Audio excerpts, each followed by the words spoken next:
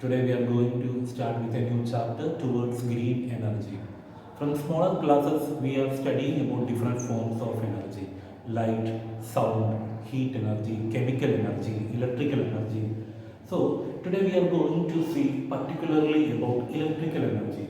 As per law of conservation of energy, we know that energy neither can be created nor be destroyed, but it can be converted from one form to another. So through this chapter, we are going to learn how different forms of energy can be converted into electrical energy. So mainly this lesson can be divided into two parts. How can we generate electricity from non-renewable sources, and how can we generate electricity from the renewable sources. So as per the chapter heading green towards green energy, we will start with that.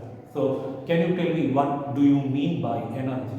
We all know that energy means the capacity to do work. So different types of energy. Types of energy is of two.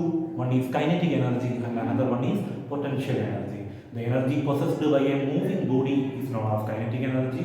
The energy stored in a body because of its position or state is known as potential energy. Now, different forms of energy, as we discussed earlier. What are the different forms of energy? Thermal energy, chemical energy, light energy, sound energy. All these are different forms of energy. So we are going to see how can we generate electricity from thermal energy or heat energy. That's the first topic of this chapter. Before we move to depth of this chapter, we will shortly discuss about the term green energy. What do you mean by green energy? While generating energy that produces no greenhouse gas emissions from fossil fuels and reduce some types of air pollution is known as green energy. Means there should not be any air pollution or no greenhouse gases should be emitted. This type of energy generation we can call as green energy. In electricity generation, it has three major parts. First one is fuel, second one is turbine, and third one is generator. How do we make electricity?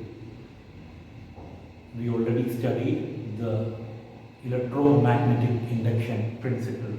What it says: the magnetic field around the conducting wire is changed. It creates potential difference. This results in the formation of electrical energy. First we will see the process or how the thermal power plant works. Later we will discuss about the parts of the thermal power plant. So the fuel which we are using in a thermal power plant is coal. We know that chemical energy is stored in coal. So when we burning the coal, the chemical energy will convert into thermal energy, and this thermal energy can be utilized for boil the water which is stored in the boiler. When we boiling the water, water will convert into steam, and this high pressurized steam will direct it to the turbine. Thus the turbine rotates and it indeed rotates the generator. Thus we can make electricity. Hope the process is clear for you. Now look at your textbook, page number 49, 5.7. From the diagram, we are going to discuss about the parts of thermal power plant. You can see a combustion gas tap or gas tower. Second, you can see boiler where our water and coal is stored. Next, right side, you can see turbine there.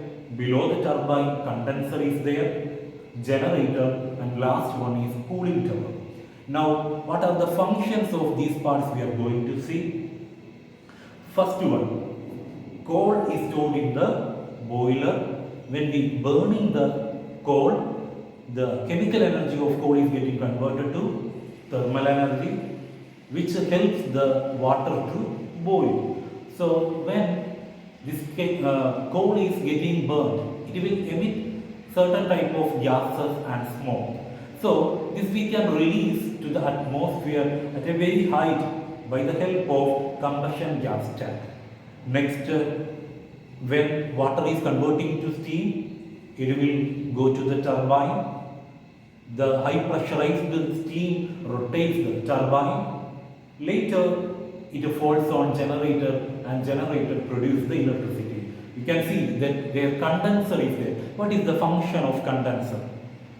Condenser cools the steam by decreasing the pressure and temperature of the steam.